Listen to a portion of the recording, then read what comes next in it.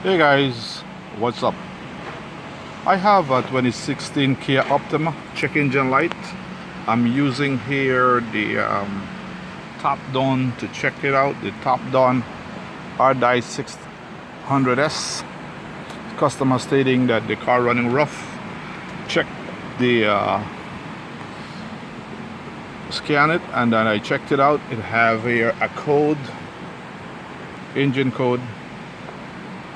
This is the code I have here, guy. PO 303, number 3 cylinder misfired. I checked the coil is good. I look at the plugs is bad. Okay guys, I put new plugs and everything is good again. Thanks. Catch you in the next one. Peace.